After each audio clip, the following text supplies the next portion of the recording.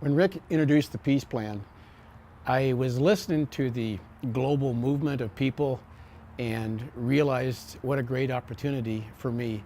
I came from a background that was, I like adventure, I like going places that are kind of unknown. And I went to Rick and I said, when everybody picks all the places they want to go to, great. Find the places that nobody wants to go to, I'll go there.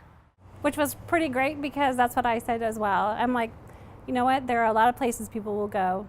I want to go where no one else will. My heart specifically was for Muslims, was for North Africa and the Middle East, which morphed into unreached people groups, the unengaged, the unreached people groups, and not everybody wants to go there.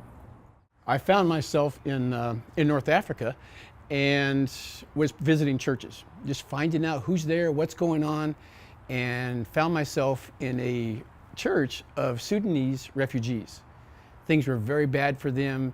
I didn't know much about them, but became acquainted with them, developed a relationship with them, started going back and teaching them, equipping them everywhere from nutrition, hygiene, healthcare, to theological issues, and started taking teams and developed a long-term relationship with the people of Sudan. As South Sudan became a country, many of those people started returning back.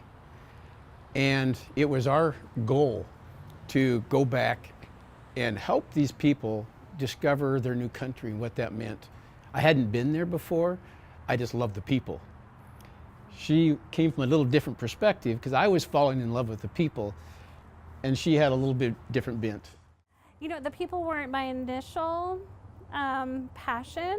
They've become that, but mine was the unengaged, the unreached people groups. And so I caught the fever because the Sudanese had the most unengaged, unreached people groups. And that's where my heart was. And I began to understand that through our training with the South Sudan or the Sudanese in other countries, that they could go in and could actually reach the lost in their own countries. Whereas someone like myself, my blonde hair, blue eyes, I'm not going to make it into there. It became quite an opportunity for us as we began to visit the people in Sudan, and South Sudan especially, where in that neighborhood of the world there are more unreached people groups who have never heard about Christ, many of which have never heard the name of Jesus Christ ever. I realized that the churches there were hungry to be equipped to learn how to reach their neighbors. And so it blossomed in many ways faster than it's like we're on the front row watching God work, that I really don't know what's next because I can't keep up. But in a pocket of people who have never heard, I feel like we have nothing to give. We know Jesus Christ, not afraid to travel, and we have some people there that said, just teach us what to do and we'll do it. And they're hungering for us just to walk alongside them in the years ahead. Our brothers and sisters in South Sudan are thirsty, they're hungry, they're ready to go out, they're anxious. They are saying that they are the ones that will get to reach their unreached people groups, and we want to help them.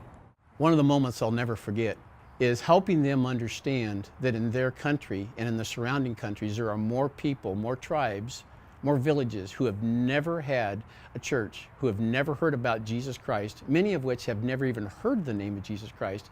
There are more of those there than any other place in the world. And those people said, you teach us how to reach them and we'll do it. We have villages who have no written language. Tell us the stories, to share the story of God, the story of Jesus, and for us to tell our story, and we'll be glad to share Jesus Christ with them. Come teach us how to do that.